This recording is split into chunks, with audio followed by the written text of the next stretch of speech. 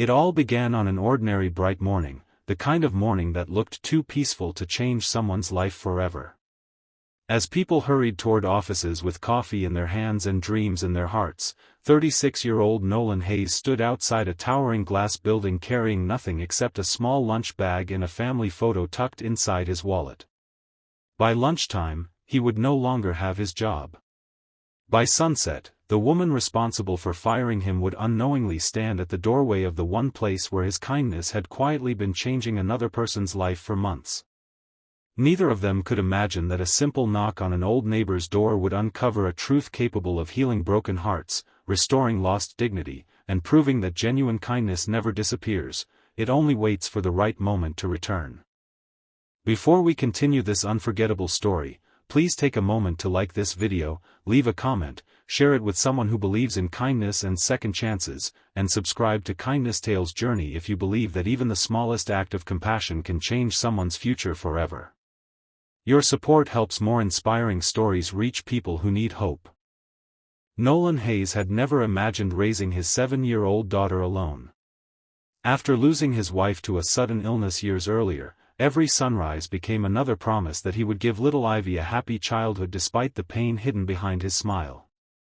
Every morning they walked together through their peaceful neighborhood under clear blue skies, laughing over simple jokes before Nolan dropped Ivy at school and continued to his job as a maintenance supervisor for one of the city's largest technology companies. The salary was modest, but it paid the bills, kept food on the table, and allowed Ivy to attend the neighborhood art club she loved so much. Nolan never complained because he believed honest work carried its own quiet pride. The company, however, had changed. A new chief executive officer, 34-year-old Celeste Rowan, had recently taken charge after inheriting leadership from her retired father. Brilliant, disciplined, and determined to prove herself, she became known for making difficult business decisions without allowing emotions to influence her judgment. Employees respected her intelligence but feared her distance. She measured success through reports, numbers, and efficiency, rarely seeing the stories behind the people working inside the building. When financial pressures struck, layoffs became unavoidable. Department after department was reduced. Nolan's maintenance team was outsourced to save money. During one bright afternoon, he was called into a conference room where Celeste personally informed him that his position had been eliminated. She spoke professionally, thanked him for his years of service, and wished him success. She never realized that the calm man quietly collecting his belongings was thinking only about how he would explain everything to his little daughter waiting at school. The weeks that followed tested Nolan more than any time in his life. He searched tirelessly for work, sending applications every evening after Ivy fell asleep. He repaired neighbors' fences, painted garages, trimmed gardens, and accepted every honest job he could find. Money became tight, but he refused to let Ivy see fear in his eyes. Instead, he turned difficult days into little adventures, preparing picnic lunches at the local park and telling bedtime stories about brave people who never stopped believing tomorrow could be better. Every afternoon, while returning from temporary jobs, Nolan passed the small blue house at the end of Maple Street. An elderly woman named Eleanor Brooks lived there alone. She struggled to carry groceries, clean her yard, and maintain the aging home that held decades of memories. Without asking for anything in return, Nolan began helping. One day he fixed her broken mailbox. Another afternoon he repaired a leaking garden faucet. Soon he was mowing her lawn, replacing loose roof shingles, carrying shopping bags inside, and checking whether she needed medicine or fresh bread. Ivy often joined him, happily watering flowers while Eleanor smiled with grateful eyes that reminded Nolan of his late mother. What Nolan never knew was that Eleanor rarely spoke about her past. Years earlier, family disagreements had quietly separated her from the granddaughter she had once helped raise. Pride, misunderstandings, and painful silence had built walls stronger than concrete. Eleanor carried photographs inside a small wooden box but never had the courage to reconnect. Meanwhile, Celeste struggled beneath pressures invisible to everyone around her. Every successful business decision earned praise from investors but left her feeling strangely empty. Her large modern home overlooked beautiful gardens, yet evenings felt painfully silent. She had spent so many years chasing achievement that family relationships slowly faded into distant memories. The only relative she still visited regularly was her grandmother, who had raised her during childhood before misunderstandings divided the family. Every Saturday morning, Celeste drove across town to deliver groceries, medicine, and fresh flowers to her grandmother's modest blue house on Maple Street. It became the only part of her week untouched by board meetings and financial reports. One sunny Saturday, Nolan arrived carrying fresh vegetables from the local market along with Ivy, who had picked wildflowers growing near the neighborhood park. They happily walked toward Eleanor's front porch, unaware that another visitor had already parked nearby. Nolan knocked gently. The front door slowly opened. Standing there was Celeste Rowan. Time seemed to stop. Both stared at each other in complete disbelief. Celeste immediately recognized the man whose employment she had ended months earlier. Nolan recognized the executive whose signature had changed his life forever. Neither expected to meet in front of an elderly woman's home on a quiet residential street. Confusion filled Celeste's face as she looked from Nolan to the grocery bags in his hands and then toward Ivy holding flowers with an innocent smile. Eleanor appeared behind her granddaughter with genuine happiness shining across her face. She warmly welcomed Nolan and Ivy inside as though they were beloved family members. Only then did Celeste begin understanding something. Celeste also learned that Nolan had quietly organized food drives during holidays, repaired co-workers' cars after work, and mentored younger employees without seeking recognition.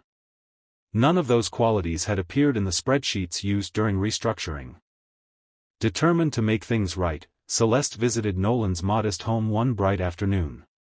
She found him repairing Ivy's old bicycle in the driveway while laughter echoed beneath the warm afternoon sky. Instead of offering empty apologies, Celeste listened. She listened as Nolan described the fear of unemployment, the challenge of raising a daughter alone, and the importance of choosing kindness even when life seemed unfair. He admitted that losing his job had hurt deeply, but bitterness would only steal more from his future. Helping Eleanor reminded him that someone else's difficult day could become easier because of a single act of compassion. Those words changed Celeste forever. Rather than simply offering Nolan his previous position, she created an entirely new community care department inside the company. Its mission focused on employee volunteer programs, neighborhood improvement projects, mentorship opportunities, and partnerships supporting elderly residents throughout the city. She wanted compassion to become part of the company's culture rather than something employees practiced only outside working hours. Nolan was invited to lead the initiative. At first he hesitated, unsure whether returning would reopen painful memories. But Ivy reminded him that forgiveness sometimes gives hope to more than one person. After thoughtful reflection, Nolan accepted. The transformation reached far beyond the office walls. Employees began volunteering together every weekend. Parks were restored. Community gardens flourished. Elderly residents received home repairs. Young students gained mentors. Thousands of volunteer hours spread kindness throughout neighborhoods that had nearly forgotten the strength of helping one another. The greatest miracle happened quietly. Watching Nolan and Ivy treat Eleanor like family inspired Celeste to heal the broken relationship she had carried for years. Conversations once avoided became opportunities for understanding. Old misunderstandings slowly disappeared. Laughter returned to the Blue House on Maple Street, where 3 generations finally shared meals around the same table beneath the bright afternoon sun. Months later, the company hosted its annual community celebration in a beautiful city park during a clear daytime festival. Instead of honoring financial achievements, the highest recognition was presented to Nolan Hayes for demonstrating that leadership begins with compassion long before titles or promotions. As applause filled the park, Nolan looked toward Ivy, happily clapping beside Eleanor and Celeste. Tears of gratitude shimmered in his eyes because he finally understood something life had been teaching him all along. Losing one job had opened the door to a purpose far greater than a paycheck. The kindness he offered without expecting anything in return had quietly traveled through unseen paths until it reached the very person who once believed success could be measured only by numbers. If this story touched your heart, please take a moment to like this video, share it with your friends and family, leave a heartfelt comment, and subscribe to Kindness Tales Journey. Your support allows more inspiring stories of hope, forgiveness, and compassion to reach people who may need them today. Special request: before this story ends, please comment with one word, kindness, if you believe even the smallest good deed can come back to change a life. As the sun gently illuminated Maple Street one peaceful afternoon, Nolan once again carried groceries toward Eleanor's blue house, not because anyone expected him to, but because kindness had become part of who he was. This time, when the front door opened, it revealed not strangers separated by painful memories, but a family connected through forgiveness, gratitude, and second chances. Some people spend their lives searching for miracles without realizing that miracles often begin with ordinary people choosing to help someone else on an ordinary day. And perhaps the greatest reward for kindness is not what eventually comes back to us, but the lives quietly transformed along the way, including our own.